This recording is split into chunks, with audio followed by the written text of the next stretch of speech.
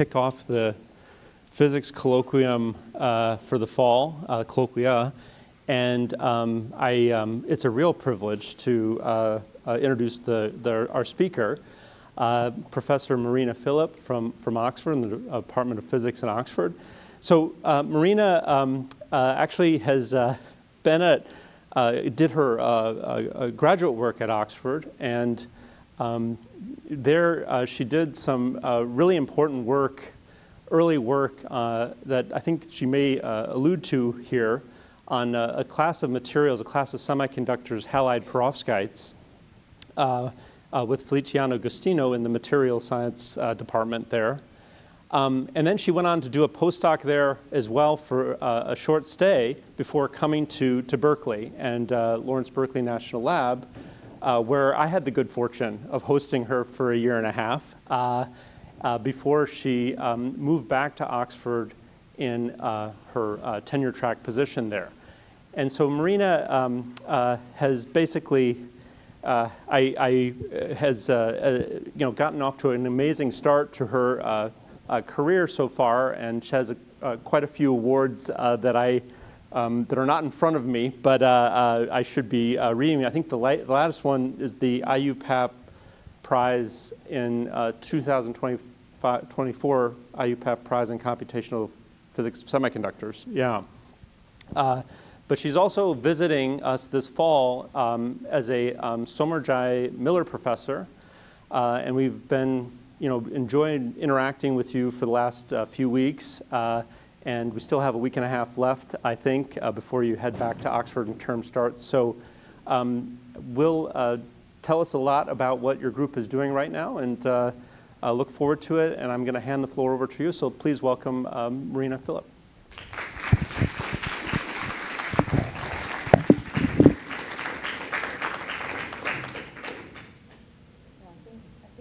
This is on now? Yeah, good. Okay. Awesome. Thank you, everyone, for coming over to the colloquium on a Monday afternoon. I really appreciate it, and thank you to Jeff for introducing me and for hosting me. It's so nice to be back. It feels very much like being home again. So I'm really glad to be here.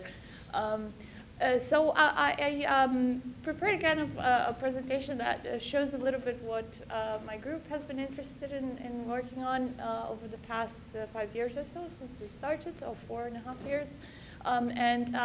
In preparation for this talk, I was told that this is quite a diverse audience in terms of backgrounds and in terms of kind of the levels of kind of background from undergrads all the way to faculty. So there will be some introductory slides, which I hope are not going to be too boring for the experts in the audience on semiconductor physics. And so I'll take you through a few things now. But before I start, I wanted to show you some pictures because Oxford is a really beautiful place. I really invite you all to come visit and enjoy it. It's a kind of a relatively small, kind of smallish city in the south of England. And if you Google, you'll get this picture of this kind of iconic building of the Radcliffe Camera, which is actually a study hall.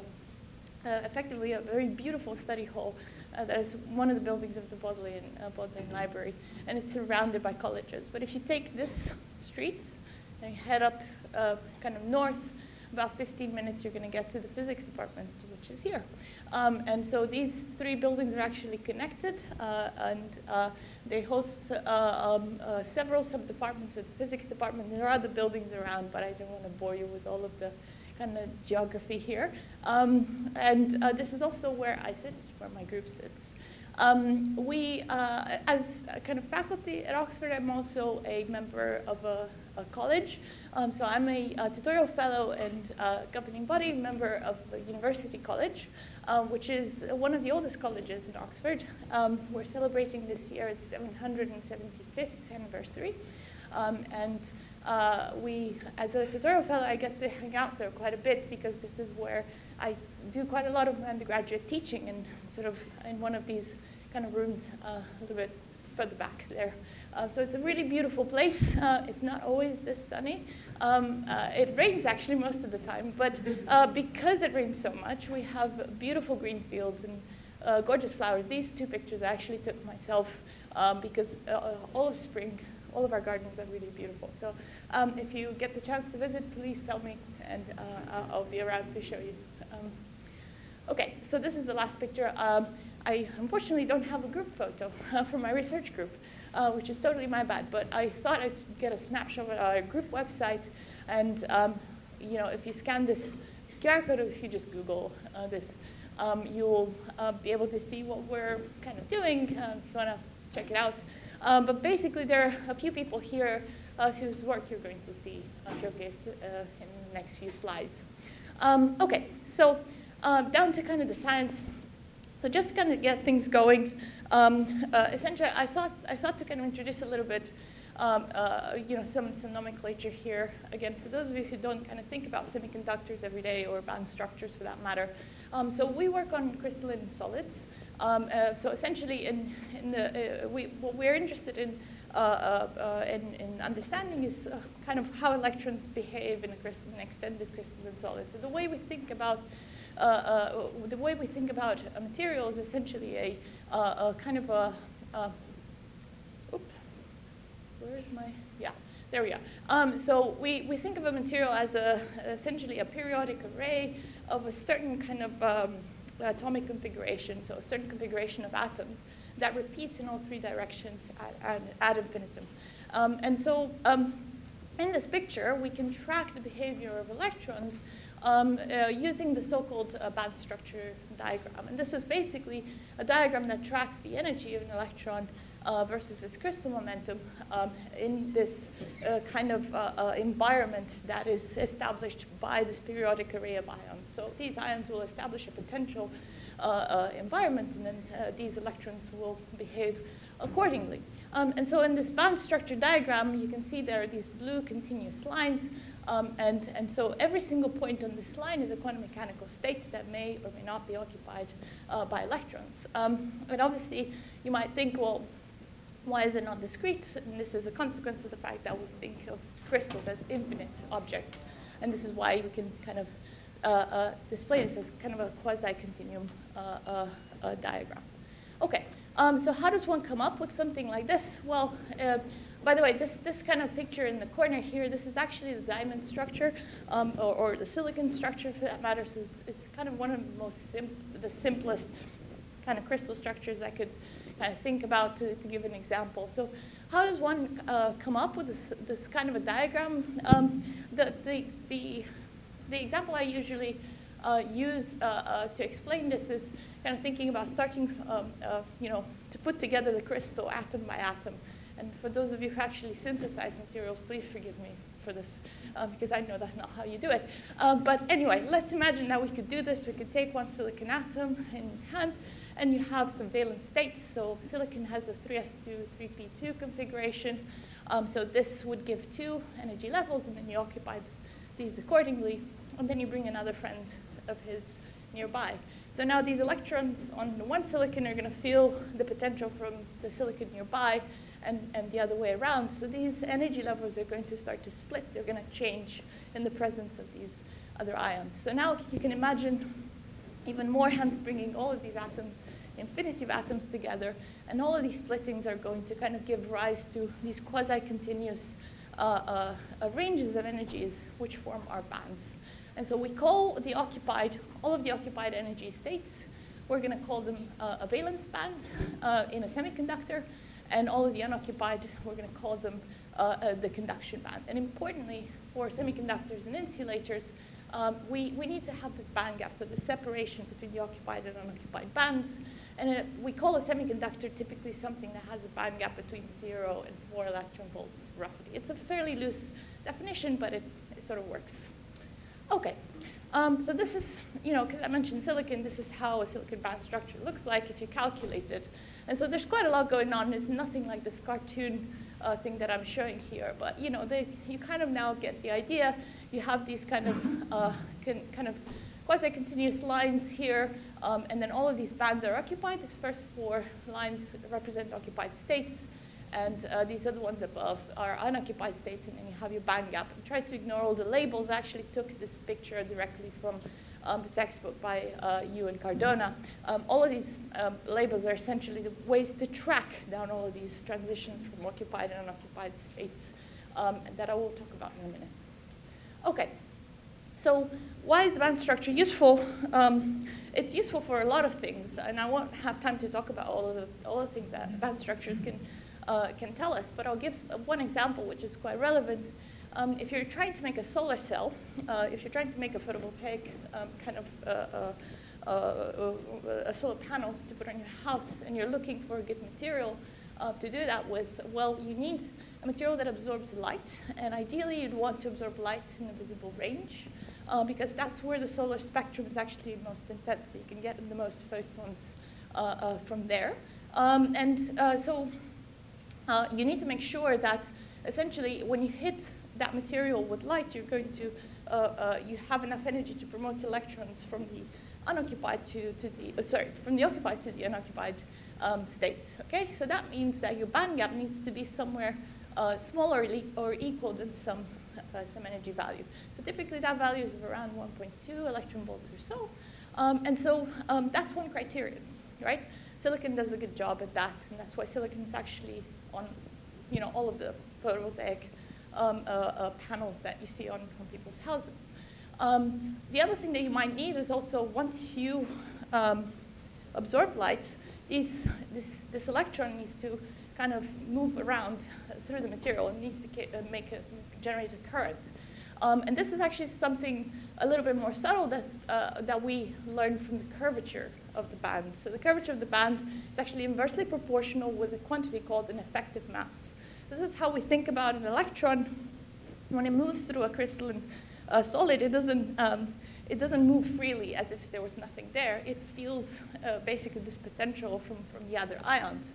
And so we can model that by giving it a mass that is slightly different than its kind of fundamental quantity mass. And this is something that we can extract from the curvature of the bands. So these are two quantities that are very simple to extract, but very important for practical applications. And that's why we care about band structure so much. Okay, now you've seen that in order to kind of actually compute, to actually draw that band structure, it looks like quite involved, right? You need to consider all of these atoms around and how electrons feel these potentials. So it's really quite hard to do that, if not impossible to do that by hand. So in fact, we don't do that. And we employ so-called first principles methods, which are listed here. I will not give any technical details of these, so apologies for all the experts here. I know there are a lot of experts in these kinds of methods. I'm very happy to give technical details or discuss afterwards. But I'm going to just, for now, just list them and say that these were methods that were developed in the 50s and 60s. They have been tremendously boosted by implementation in massively parallel codes. We use these two codes, which are open source. One of them should be quite familiar to a few of the faces I recognize in the audience. And this is actually a really nice community of developers here for the Berkeley GW code that I'm very much enjoying the interaction with. The key message for these first principles methods is that they do not rely on any empirical parameters or any empirical assumptions about a material. So they're the only prerequisite information that we need to perform such a calculation is an information about the atomic positions of inside your crystal and the type of the chemical composition. So what types of atoms you have in there. That's the only thing you need. And you can essentially predict or calculate ground state properties of a material, such as structure. You can predict electronic excitation, so the band structure, or optical excitations, and so on. And excitons, which I'll talk about in a second. Okay, cool. Right, so after all this introduction, I finally got to my outline, and I'm going to talk a little bit about what Jeff alluded to in the introduction about hybrid organic and organic metal halide perovskites, and show you how broad a family they are and how I think they're really cool. Hopefully you'll agree. Then I will talk a bit about excitons, and I'll carry on with the perovskites and take you to a slightly lower dimensionality. And then finally, I hope I'll have the time to also show you, or just to give you a little bit of an idea of some of the methods that we're also trying to develop in the group. Okay, so quite a lot of you who might be familiar with crystal structures, perovskite is a fairly famous crystal structure. It's known for more than a century. It's not so known in the halide, format. At least it hasn't been known for the last maybe decade and a half or so. But most famous are oxide perovskites. The crystal structure is kind of the prototypical crystal structure is always the same. So you have 3 chemical elements that are kind of involved. So, by contrast with silicon, which only had 1 type of chemical element, now we have 3. You have basically this octahedra. These octahedra kind of motifs that have at their corners these anions, which in our case are halogen anions, so chlorine, bromine, iodine. And in the center of the octahedra, you have a metal cation, which tends to be a divalent. It has to be divalent for this particular type of material family. So that could be tin or lead.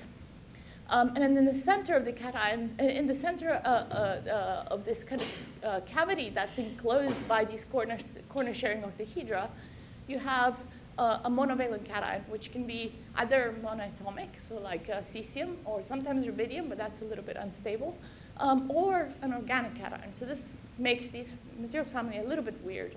They can have these kind of organic molecules quite disordered inside this cavity, making things a little bit complicated.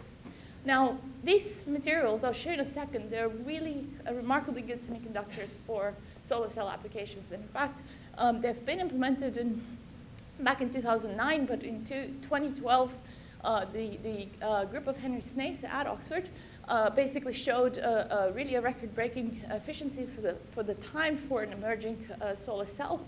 And the field has boomed since, to the point where now we are looking at some of the record efficiencies coming from perovskite solar cells really up there with the market leader. So it's a really good solar cell material. And it is also very attractive because it can be made easily. So through solution processing, relatively cheap techniques. And you can also tune its properties, and I'll show you how. You can tune them relatively easily for example, you can tune its band gap to absorb across the visible spectrum quite smoothly. And that is actually something really attractive for solar cell applications or for displays and things like that. Okay, so this is the band structure of one of the Metal-Halide perovskite, metal ammonium lead iodide. I've been working on these materials, by the way, as Jeff said, since my PhD. I can't shake them off. I really like them. So this is a band structure I actually calculated when I was a PhD student. So there you go, a while back ago now. But you can see we have a band gap of around 1.6 electron volts, which is really well in the middle of the visible range. And you have these really beautifully dispersed bands, which basically are a good sign if you want to kind of generate a current once you absorb light. How do you tune the band gap? Well, this is one way. You can change the central cation from a smaller to a larger cation.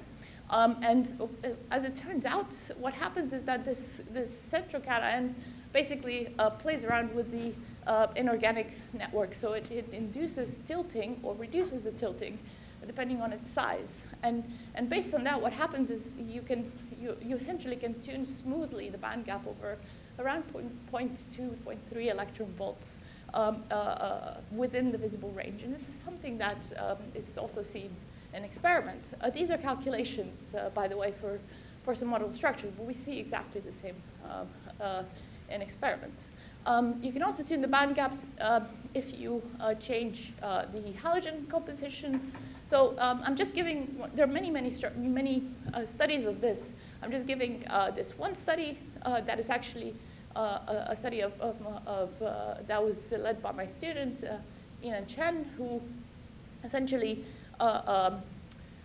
changed so looked at how a continuous composition of iodine-bromine mixes actually tunes the band gap over a range of 0.7 electron volts. And he worked in very close collaboration with Silvia Motti, who's now a lecturer at University of Southampton, and was a member of Laura Hertz's group in Oxford.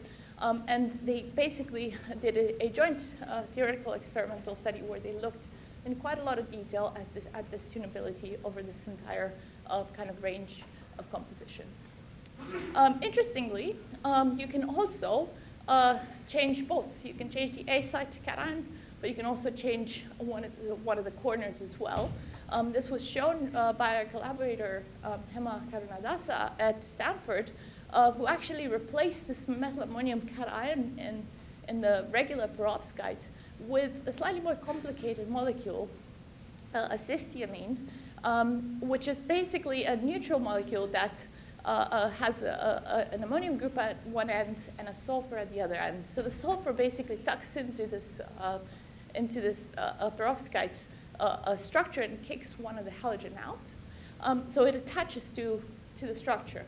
And if you do this, what they found is that this approach essentially reduces the range of band gaps that can be explored through halide substitution in these types of perovskite from 0.7 to about 0.2 electron volts.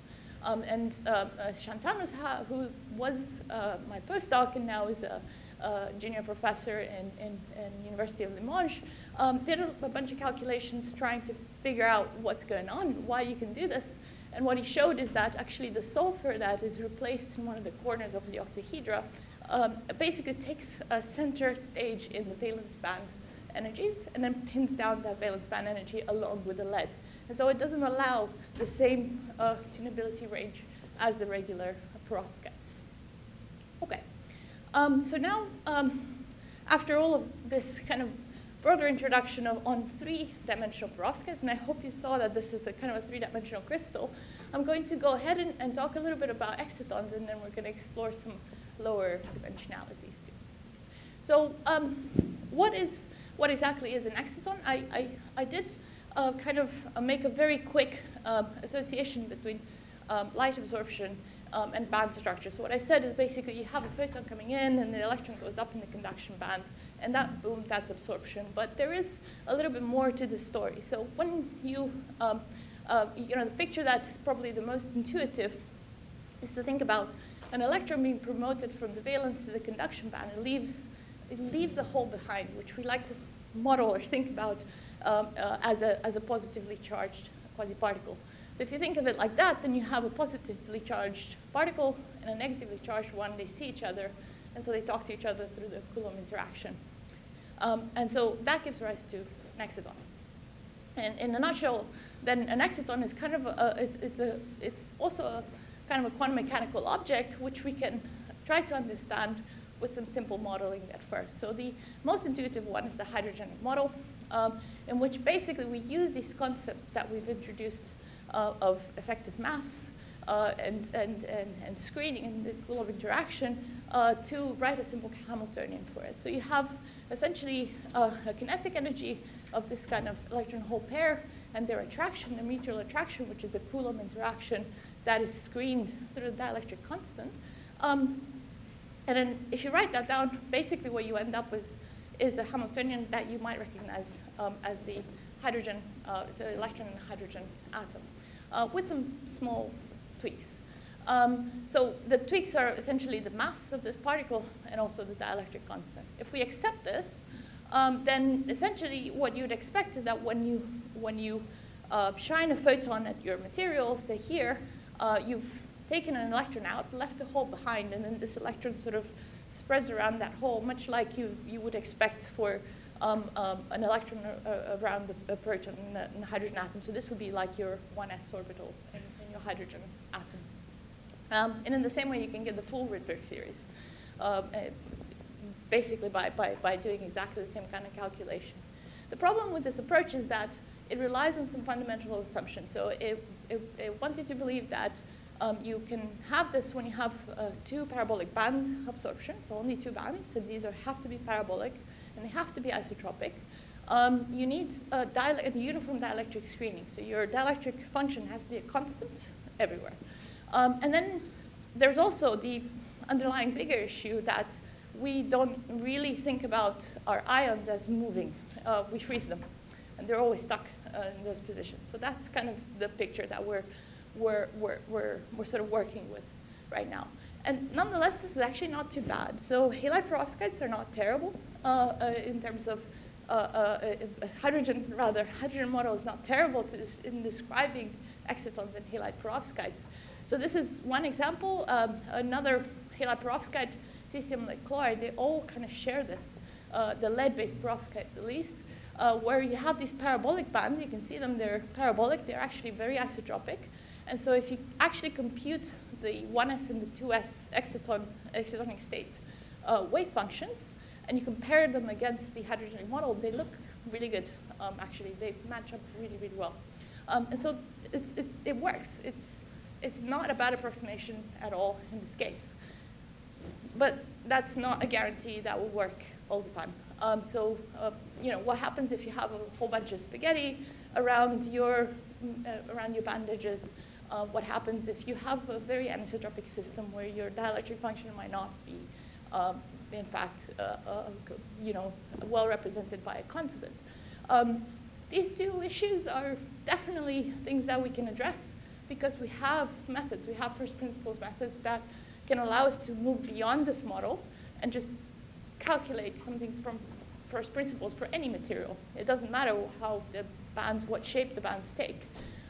The frozen ions approximation is a little bit more difficult because that requires some method development, and this is actually a very active field. And so what I'll show you is some examples first of these kind of standard GWBIC calculations for some quite complicated systems where the hydrogenic model, well, might not work very well, at least at first sight. And then I'll show you a little bit of what we're doing in terms of method development. And again, all of these calculations were done with the quantum espresso code for the ground state. And we used extensively the Berkeley GW code, particularly kind of the sort of the GPU implementation of the Berkeley GW code, which we needed because some of these structures are really, really quite big, quite massive, and require a lot of computational power. This is my own one of two, maybe, slides with equations. And I won't get into a lot of details. I just wanted to show you exactly what we kind of mean by doing this from first principles and how that connects a little bit with the hydrogen model. So you have this cartoon picture. We have the bands, which give us the effective masses in the hydrogen model, and then our Coulomb interaction. So now from first principles, what we want is to have any kind of band structure, and this is given by this first term here in the square brackets. And we want to have a general dielectric function, a general Coulomb interaction between these correlated electron hole states, and this is given by the sandwich here, the so-called electron hole interaction kernel. Both of these things can be calculated from first principles for any system with the same prerequisites, so with just information on the atomic structure. This is the Bethe-Salpeter equation. It's very well known in the literature, and we have essentially this is an eigenvalue eigenvector problem. So if we solve it, we have a lot of information about all of the excited states. OK. So we're going to look at excitons in halide perovskites, but particularly I'm going to move away from the three-dimensional halide perovskites that I showed you before. I'm going to move towards the what are called the quasi-low dimensional perovskites. So it turns out that in the halide perovskite family, you can actually quite easily kind of sweep through these different types of quasi-low dimensional systems, which are all bulk, by the way. They're not 2D layers. They're repeating ad infinitum in the perpendicular direction. So these would be bulk crystals, but you can form them in this kind of quasi-layered kind of configuration by introducing very large molecular cations in this perovskite cavity. So those molecular cations, they tend to sort of rip the perovskite structure apart and kind of carve out different kind of shapes of layers. So they can be flat, or they can be kind of corrugated like this, or corrugated like that, all kinds of things. So all of these structures have been synthesized experimentally, and they're, I'm told, relatively easy to make. I don't know. Now I'm saying that kind of with a lot of ignorance. But in any case, this idea of kind of exploring different dimensionality is quite attractive for the perovskite family, and we're pretty fascinated with how you can explore the structure-property relationship for excitons and perovskites. So this is kind of what we've been busy doing. I won't talk about all of these things. We've basically been exploring the 3D and the 2D perovskites, and also perovskite intergrowth heterostructures, and I will show a couple of examples of these last two in a moment. Of course, we know that excitons should be interesting in two-dimensional materials. We know that kind of from basic quantum confinement arguments, but we also know that from very recent literature, quite a lot of it originating in this department, actually. And this is basically in the field of 2D materials, with works kind of focusing on transition metal dichalcogenides, both in monolayer and bilayer, heterobilayer, twisted, and so on. There's such rich excitonic physics in these types of two-dimensional systems that it kind of begs the question: can we find similar, or how would the excitonic physics look like also in these kind of quasi-two-dimensional layered perovskites? So I'll start with this system, which is one of the simplest layered perovskites. This is phenylmethylammonium lead bromide. So phenylmethylammonium is the organic cation that sits kind of sandwiched in between these lead bromide layers. So they kind of retain that perovskite corner sharing connectivity, but it's ripped apart in one direction, okay, by this organic cation. That's kind of how the structure works. All right. The size of this organic cation determines the distance, but it doesn't really do much more. It contributes a little bit to the dielectric screening, which I won't talk about, but it doesn't, it basically controls the distance between these layers. So if we imagine that we're kind of shining light on this, we can calculate an optical absorption spectrum, and this is what we calculated in red here. And the green dots, gray. The gray dots are an experimental data, which I apologize I've got to update the citation for, but you can find it in our paper. So you have to believe me here, but basically we can see pretty similar features here. Now this sharp peak here we identify as an excitonic feature. So this corresponds essentially to the lowest excited state, which has a binding energy of around 467 millielectron volts, according to our calculations. And what we wanted to do is to see, exactly what I was showing for the hydrogen model. So if we shine a photon and we can, excite an electron somewhere here, where would that electron go? How does that distribute after photoexcitation? And so this is basically something that we can look at by looking at the modulus square of the wave function with a hole fixed somewhere. So the exciton wave function is a two-particle wave function. It's quite hard to see that in any diagram. So what we typically do is we fix the hole somewhere, and we look at the electron around it. What we have also done is to look at all of the possible positions for the hole and then do a proper statistics. I won't show that here, but the picture looks very similar. So what you can see is essentially that the exciton is very strongly localized in a single perovskite layer. This is very typical for layered perovskites, and we can understand this by looking at the band structure. So what we see in the band structure is that the valence and the conduction band state originate from the inorganic lead bromide, and these are basically all in this perovskite layer. We also see that along a certain direction, the bands are completely flat. So a flat band, if we think about the definition that I mentioned earlier, the inverse to the second derivative of the energy with respect to the wave, with respect to the momentum, that means an infinite kind of mass. So that means the electron doesn't like to go up in this direction at all. So there is no coupling between these two inorganic layers. So that's why we actually see this confinement of the exciton in this one single layer. So what we wanted to see is, okay, this is what happens in this particular perovskite, but what happens if we bring these layers a little bit closer together? Can we get these layers to talk to, these electrons to talk to each other? And this is what my graduate student did. He actually looked at a bunch of different structures from the literature and explored what kind of ranges of distances between the inorganic layers he could find. So he found that you could go all the way down to about 1 nanometer distance between these two layers, so between the leads particularly, at the center of these two layers. And if you do that, if you bring these layers closer together, then you're going to have some coupling between the inorganic layers, and your exciton is going to spread out over many different neighboring layers. I'm not showing the organic cations here just for clarity because it kind of overcrowds the picture, but they're there. We tested for both model structures and also for real experimental structures that were reported in the literature. So this is quite nice. And at the same time, we were also trying to explore what happens in slightly more complicated perovskites. And these are things that were made by our collaborator at Stanford, where they essentially managed to make heterostructures where lead bromide layers were alternating between perovskite and some other type of structure, also with lead bromide, which we affectionately called an intergrowth.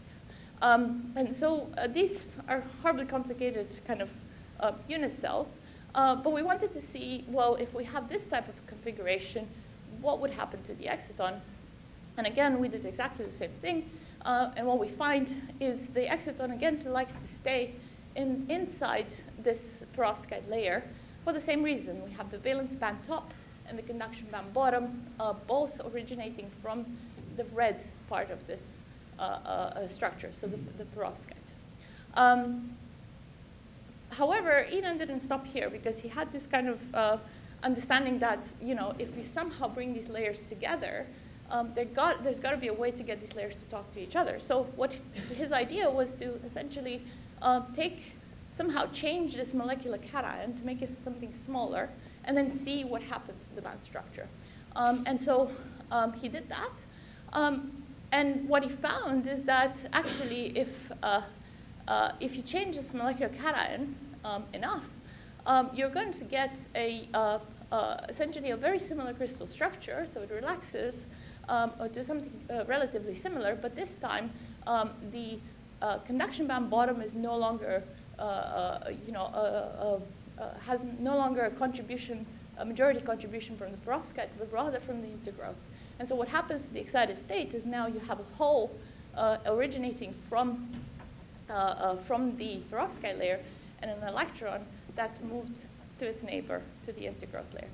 So this is actually still work in progress. We're still trying to understand these results a little bit better, but it feels quite exciting. It seems that with some relatively minimal changes, the minimal manipulations of this organic molecule, which is actually not that hard in theory or to do, you could actually change the electronic structure to such an extent, and you can tune this alignment between the bands and the nature of the excitonic state. Okay, so finally, I'm coming up towards, do I still have time? Like a couple of minutes. Okay, so I'll go quick, because I want to show you the last bit of development, which is kind of changing gears a little bit. I mentioned that in all of our calculations, we make this really quite brutal approximation that we freeze the ions and we don't let them move at all. And so that's not a great approximation. We know that the ions move. Even at 0 temperature, they should be a 0-point motion. And so the problem with that is that we're missing out on all of the contributions that are coming from ionic vibrations or from phonons from the quanta of ionic vibrations. So what we did in this work, which involves a lot of collaborators that I'm very grateful to, a lot of them are, one of them is here. 2 of them are here, sorry. And a lot of them are here, have put in a lot of effort and are nearby. So what we've done is basically to rethink a little bit how we are solving the Bell-Salpeter equation, and particularly how we're calculating this electron-hole interaction kernel. So previously we were standard kind of approaches.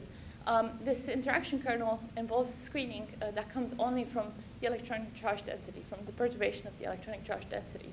But what I said we're missing essentially is how phonons are contributing to this picture. And so I'm not going to give any of the technical details,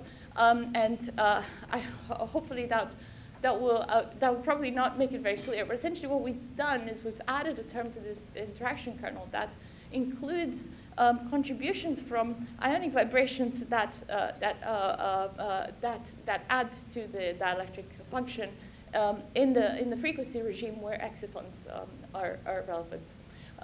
Okay, so the same picture kind of applies, and so we can, in doing so, and by virtue of having phonons present, we also have access to temperature-dependent phenomena. So previously, we couldn't say anything about how temperature influences quantities such as the exciton binding energy, but now we can calculate exciton binding energies which are dependent on temperature, and this is work led by Antonius here, where he calculated exciton binding energy as a function of temperature in a slightly simpler semiconductor than what you've seen before in gallium nitride.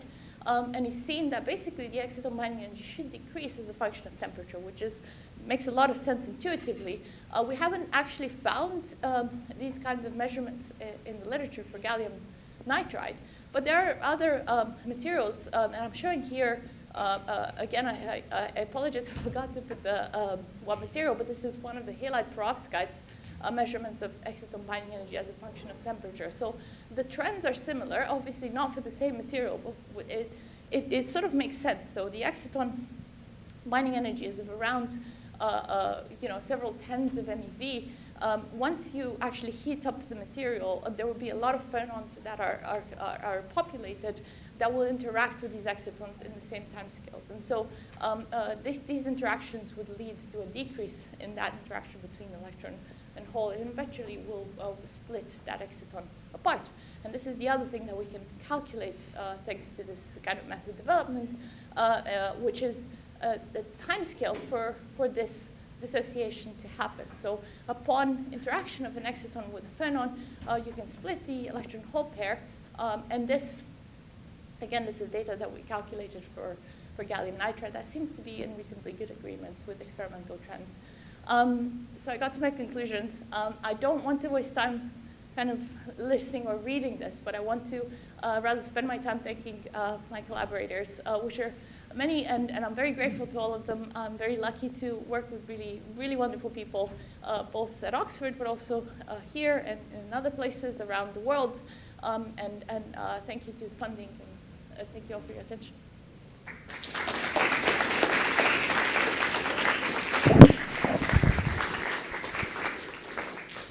Hey, thank you, Marina, for a wonderful talk. So I think we have time for a couple of questions. So is there any questions? I know. Oh, sure, please. So from a non-expert, thank you for a very informative talk. It's a great introduction for someone like me. Am I to assume that first principles computation basically using this quantum expressive? Yeah, so we are using both codes, so both the Quantum Espresso and the Berkeley GW computational packages, because they do different things. So Quantum Espresso will give you access to ground state calculations. This is kind of what we use for DFT, for density functional theory calculations. And Berkeley GW, its main specialty is excited state properties, which are not very well described within density functional theory. So we move to kind of beyond DFT methods, which are implemented in this code. And this is also where we're trying to also contribute with the developments that we're trying to make that I've shown in the last few slides. Yeah. I want to ask about a result you just flashed up on the screen very quickly, which was the time to dissociate. Yeah. So there was a seemingly pretty abrupt behavior with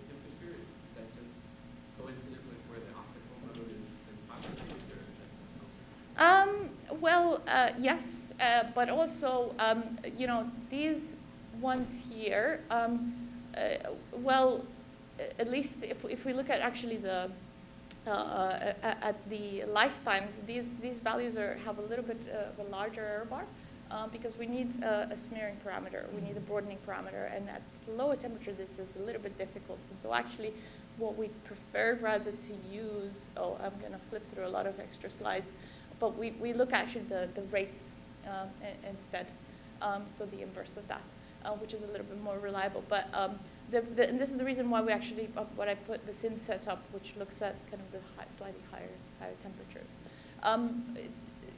So while these values maybe, might have a slightly larger error bar, I think what is notable is that these values at higher temperature are actually in the right range for these types of compounds, so around 100 femtoseconds have been reported in some experiments, but experiments are relatively sparse. So are Yeah. you saying I shouldn't read into where the inflection? So that might be, depending on the smear, that might be a little bit lower depending on that parameter. So here, these values might have a larger error.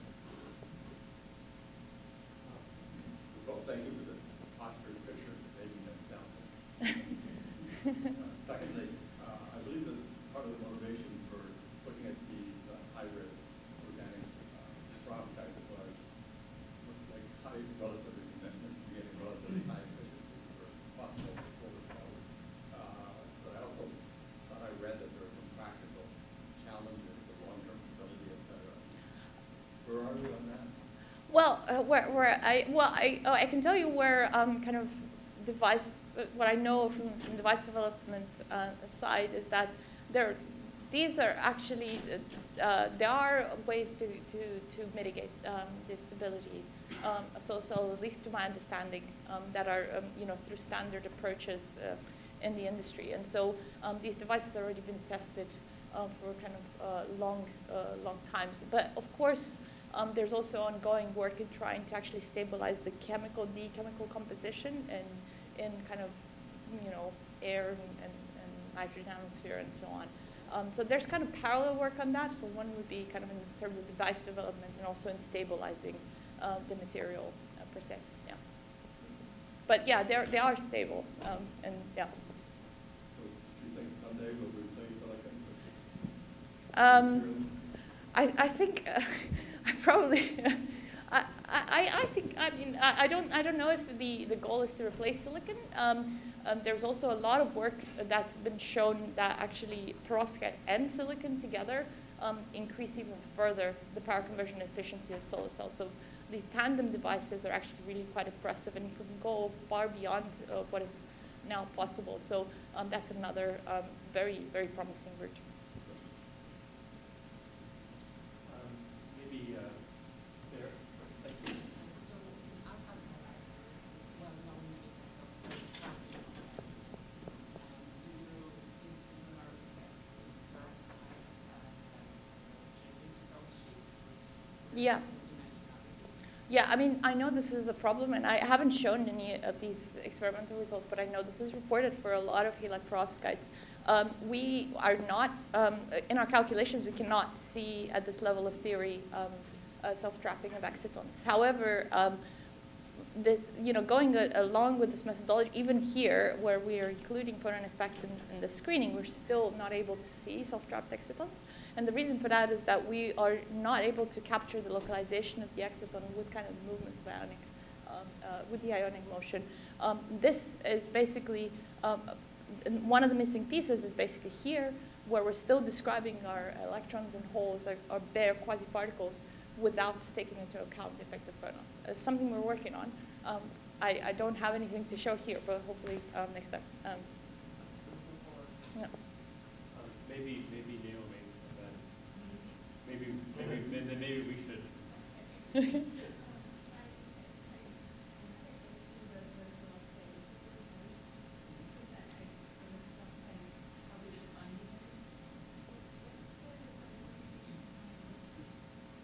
Oh, that's a great question. I don't know.